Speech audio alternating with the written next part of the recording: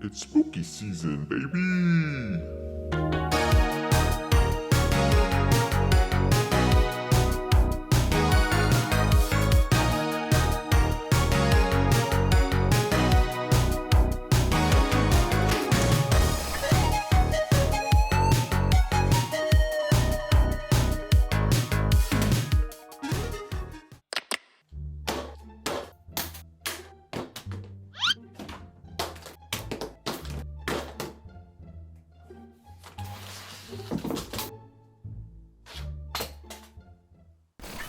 Hello everyone and welcome back to Noxcraft. For today's project, we're going to make this spooky little Bulbasaur using polymer clay, magnets, and some cheap flickering tea lights. Now all great art starts with good references, and fortunately this idea has been done by many other talented artists, so my options were seemingly endless. Now I could have 3D printed this in a fraction of the time using some free files I found online, but I'd much rather get my hands dirty and do it myself. I found this beautiful 3D rendering by an artist named Steph Walker. They were inspired by another artist named Vincenzo Nova. I'll leave a link to both in the description below if you want to check out their work. Now technically, the Pokemon they designed is an Ivysaur, but for the sake of staying on theme of starter Pokemon, we'll just say it's a Bulbasaur. And let's be honest, they're basically the same exact Pokemon, just with different bulbs, and we're going to be replacing the bulb with a jack-o'-lantern anyways, so now with the plan in place, let's start by making this spooky squash. I'm using a bit of paper and aluminum foil to bulk out the form of the pumpkin. Once we have a nice donut-sized blob, we can add a layer of Super Sculpey. I'm going to be using cosplay for most of this project since it's much more durable, but this will be a nice rigid skull to support the rest of the clay during the sculpting process. I'm loosely cutting out where I want the eyes and the mouth to be. We can refine the shapes later on. With the skull baked, we can pull out the pumpkin guts and start slapping on some cosplay. For the bottom of the jack-o'-lantern, we have to make sure it has an appropriately sized hole to fit the tea light. And what better way to get the right size hole than by using the tea light itself as a makeshift cookie cutter. Now it's just a matter of attaching the pumpkin to the base.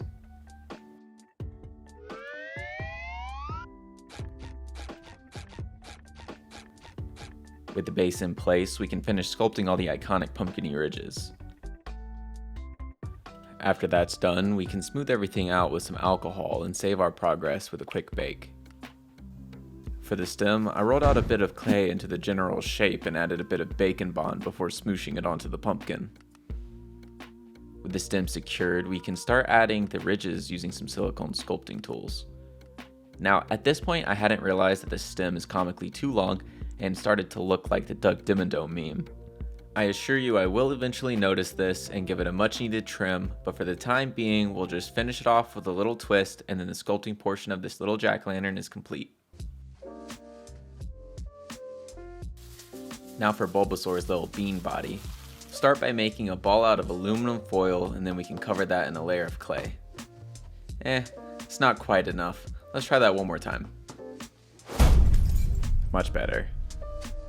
With the torso at an appropriate level of thick, we can cure the clay and then start adding Bulbasaur's little nubs. I start by drilling some holes in all four corners. In each hole we can add some armature wire to act as the bones for his little limbs. Now at this point he kinda looks like a lo-fi head crab from Half-Life 2, but after clipping his wings and adding several small tubes of clay, we're eventually left with at least a half-decent depiction of Bulbasaur's chonky little body. Now we can throw that into the oven to cure and move on to his big ol' head. Let's start off by making his eyes. Now in order to make sure they're the right size and symmetrical, I cut an eye out from the reference and used it as a template to cut the eyes out from a thin sheet of clay.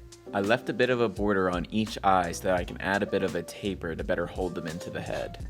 Then I'll give each eye a bit of a curve using a ball stylus and then I can throw them into the oven to cure. For the head, much like the body, we'll start with an aluminum core, slap some clay on it, and we've got ourselves a nice start. Now, it wasn't quite thick enough, so I'll add a bit of cosplay to build up the face. Once the eyes are out of the oven, we can stick them onto the unbaked clay. I didn't use any glue here because the cosplay is fairly tacky and we'll be building up clay around the eyes anyways. With the eyes in place, we can build out the face little by little, working towards the desired shape. I kept comparing the head to the body and pumpkin to make sure it's the right size. Once we've got the face roughly where we want it, we can start to gouge out the eyes, revealing the baked clay underneath. After a bit of blending, we can bake the head to lock in the progress. With the clay cured, we can add a bit of bacon bond to the surface and prep it for more clay. We'll start by adding his lower mandible, and then we can add his upper lip. With those in place, we can blend in the seams until everything is cohesive. Once the blending is complete, we can refine the shape of the mouth using a variety of tools before adding his adorable little teethies. Then it's back into the oven for yet another bake. Now, at this point, I thought I was done with the head and went ahead and attached it to the rest of the body using some armature wire, a bit of super glue, and some more clay to blend it in.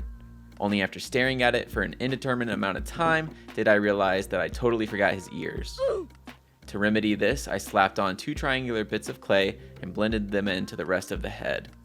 Then it's back into the oven for yet another bake. And with that, the sculpting of Bulbasaur is complete-ish. I also gave him a butt leaf.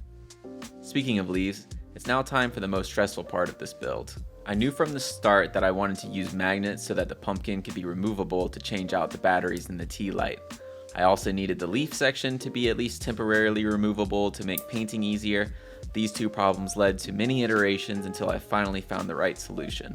Initially, I planned to insert the magnets on the back of Bulbasaur underneath the leaves, but unfortunately the magnets were not strong enough at that range to hold the pumpkin in place. So I scrapped that idea and decided to put them directly into the leaf section, but first I needed to sculpt the leaves. I did this by making a little coin of clay with armature wire extending in every direction and bending them into place. Then on top of that, I added thin leaf-shaped bits of clay, slowly building up leaf by leaf until the wire was all covered. Now with the leaf section complete, we can move on to the painting. We'll start by priming the clay with some white gesso, and then we can add a base coat of green. On top of that, we can add the brown edges for the leaves before moving on to the pumpkin. We'll repeat this process, but this time we'll start with an orange base coat. After a base coat of brown for the stem, I added a lighter orange to the mouth and the eyes to mimic the bright flesh of a real pumpkin. From there, I added some simple shading to the ridges to add a bit more depth. Now the next part was a bit of an experiment, but I used a small ball stylus to add some freckles to the pumpkin. This part was surprisingly satisfying and made making perfect circles a cakewalk. However, after seeing how vibrant the freckles were, I did go back and add a thin layer of the orange base coat just to make them a bit more subtle. With that done, we can move on to the stem.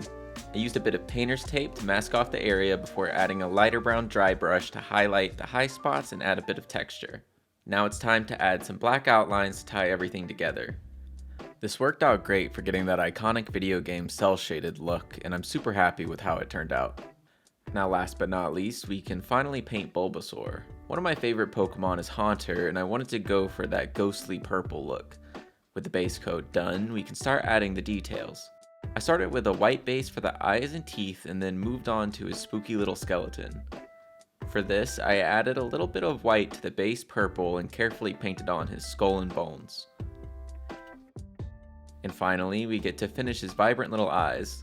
For these, I used the same oranges from the pumpkin, and then the final step is to finish it all off with a crisp black outline. And with that done, it's finally time for the glamour shots.